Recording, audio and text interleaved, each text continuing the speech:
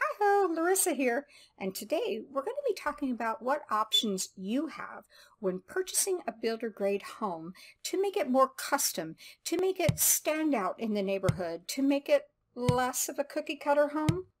Let's get started. Let's face it, we're all invested in ourselves.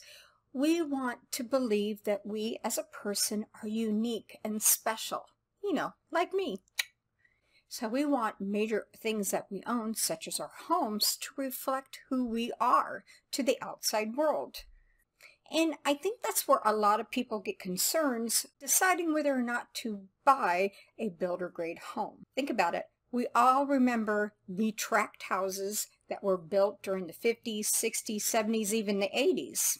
You could go down any street and look, and every third house was the same floor plan. Sure, maybe the floor plan was flipped or they had a slightly different front door, but let's face it, we all knew they were exactly the same home inside. And back when North America was first colonized, that's not how it was. People all the way up to the beginning of the 20th century purchased a plot of land on a road somewhere, and they built a home to their own custom needs. They didn't care what the neighbors thought. Of course, that way of building is kind of labor intensive and not very cost effective. And just like the Ford Motor Company figured out that building cars on an assembly line would be a lot more cost effective, builders learned that if they build in a certain given area with the same floor plans and the same materials on the same size plots, they could build much more cost effective and sell the homes for a cheaper price. Thankfully, builders have figured out that people don't want their house to look like everybody else's. Good builders have figured out a way to bake in reasonable customizations into the process so that it provides a little bit of relief from the mass production, but not quite as expensive as a fully customized architecture plan. Let me take you through the process that my builder is using to make me feel good that my home will at least be a partial reflection of me. It might just offer just enough difference from all the other houses on the street to fool people into thinking that it was custom. The obvious place to do this is the exterior of the home. It is the first thing people see when they come to visit you. So the goal is when they look at your home and they look down the street to the left and they look down the street to the right, do they see the same exact home as yours when they look down the street to the left and then look down the street to the right? Or is your home fairly unique in your neighborhood? That's the goal. To achieve this goal, my builder offered 2 collections in the same neighborhood. Now, a collection is a group of floor plans of a similar style and price point. One collection offered 7 floor plans and one collection offered 6 different floor plans. My house is from the collection that offered 6 different floor plans. Now, within each one of those 6 different floor plans, we were offered 3 different elevation choices. Elevation would be what the exterior of the house looks like. If you're keeping count so far, that means if you were driving through the streets of my neighborhood, there would be 39 different exterior types you could see on a home. Then within those elevations, my builder offered different combinations of siding packages, window packages, and color palettes to choose from. Here is how I use the options from my builder to customize the exterior look of my home. First, from my chosen collection, my husband and I chose our favorite floor plan. Once we had our floor plan chosen, then we were given the option of 3 different elevations. Elevation A was a traditional style home with gable roofs.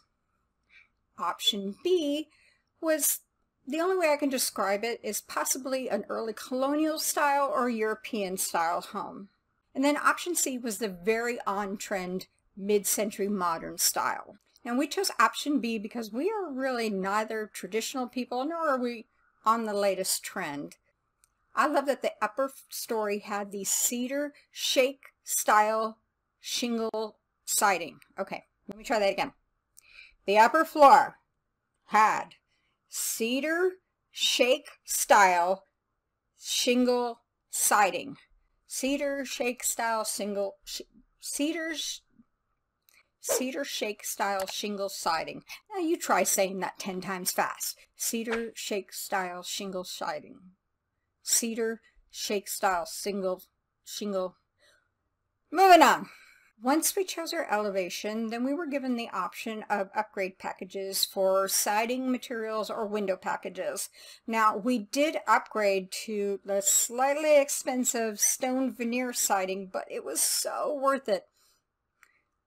Both my husband and me have always wanted stone siding on our home, so we bit the bullet and we took that upgrade. However, we had no interest in the window package, which was transom windows and clear story windows in the home.